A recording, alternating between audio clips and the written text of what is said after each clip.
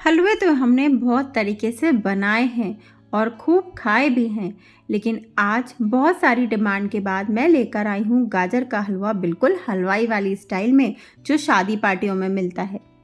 नमस्ते दोस्तों, एक बार फिर से स्वागत है आप सभी का शुभांगी की किचन में। तो आज की इस वीडियो में मैं लेकर आई हूँ आपके लिए एक और नई रेसिपी जो हेल्दी होने के साथ साथ बहुत टेस्टी भी है। तो अगर आप मेरे चैनल पर नए हैं तो प्लीज़ मेरे चैनल को सब्सक्राइब कर लीजिए और वीडियोस को लाइक शेयर करना ना भूलें। इस वीडियो को लास्ट तक ज़रूर देखिएगा क्योंकि इस वीडियो में मैं बताने जा रही हूँ एक ऐसी ट्रिक्स जो इस रेसिपी में आपको बहुत काम आएगी। तो देख लेते हैं इस रेसिपी को बनाने के लिए क्या क्या चाहिए। तो यहाँ पर मैंने ले ली है 1 किलो लाल लाल गाजर। आप देख सकते हैं कि कितनी बढ़िया है। आप इस चीज़ का ध्यान रखें कि इसके ऊपर ज़्यादा कोई दाग धब्बे ना हो और बिल्कुल फ्रेश गाजर हो।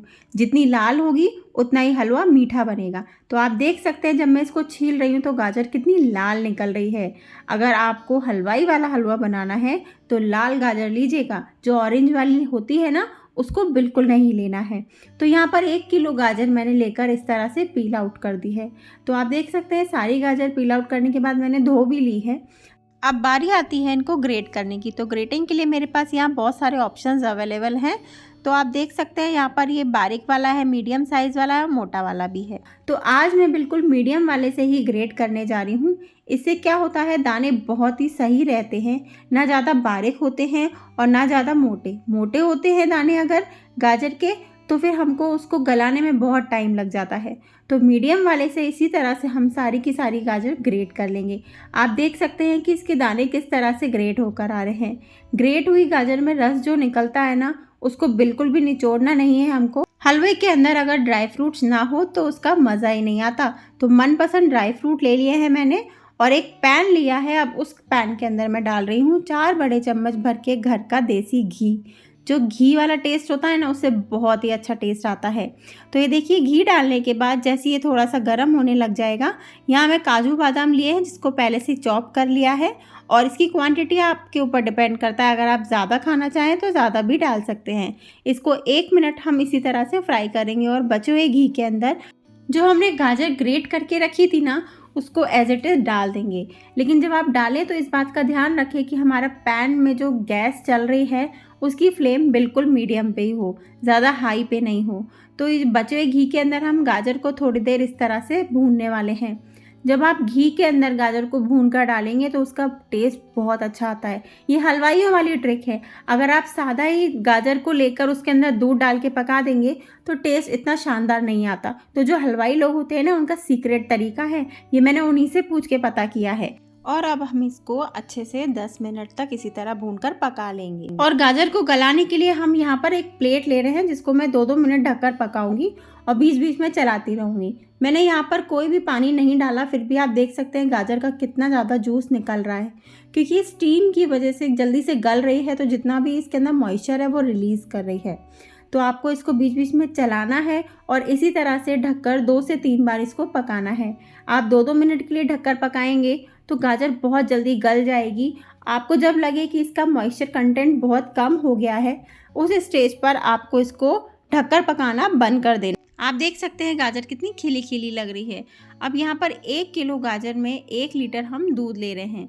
तो ये रेशियो बिल्कुल परफेक्ट रहता है, जितनी आप गाजर वेट में लें उतना ही लीटर आप दूध ले लें। इसको जब आप इस तरह से बनाएंगे ना घर में, तो कोई यकीन ही नहीं मान पाएगा कि आप इसको बाहर से लेकर आए हैं कि आपने खुद बनाया है।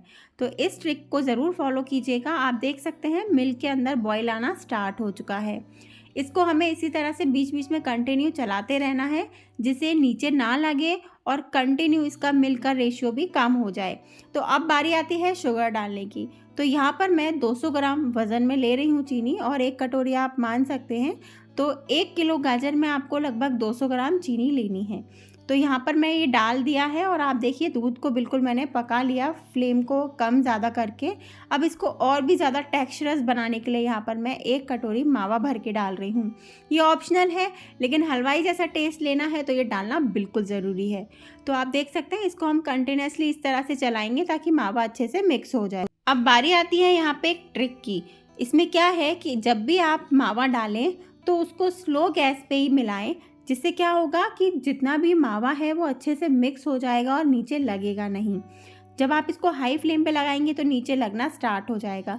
जो हमने ड्राई फ्रूट्स फ्राई करके रखे थे आप वो भी इसके अंदर मिक्स कर दीजिए। थोड़ी सी मैं यहाँ पर किशमिश भी ऐड कर रही हूँ और थोड़ा सा इलायची पाउडर। ये सारी चीज़ें ऑप्शनल है, लेकिन बाज़ार में जो शादियों में जो मिलता है ना गाजर का हलवा, उसके तो क्या ही कहने। तो सेम वही सारी ट्रिक्स हम यूज़ कर रहे हैं इसके अंदर, और बिल्कुल वैसा ही लुक देने के लिए हमने ढेर सारे ड्राई फ्रूट्स भी डाल दिए हैं। सर्दियों के सीज़न में अगर गाजर का हलवा नहीं खाया तो क्या ही खाया। तो चलिए, इस तरह से बिल्कुल हमारा गाजर का हलवा बनकर रेडी हो गया है। आप देखिए इसकी कंसिस्टेंसी कितनी शानदार लग रही है। तो गरम गरम इसी तरह से हम जब सर्व करेंगे ना, सबको बहुत पसंद आने वाला है। तो ये बनकर रेडी है। अब एक और ख़ास ट्रिक कि इसके अंदर आप 1 या 2 चम्मच घर का देसी घी डाल दीजिए जब ये बन गया हो। इससे बहुत ही अच्छा टेस्ट आएगा और शाइन भी आ जाएगी। तो घर का देसी गाजर का हलवा बनकर रेडी हो गया है, वो भी हलवाई स्टाइल में।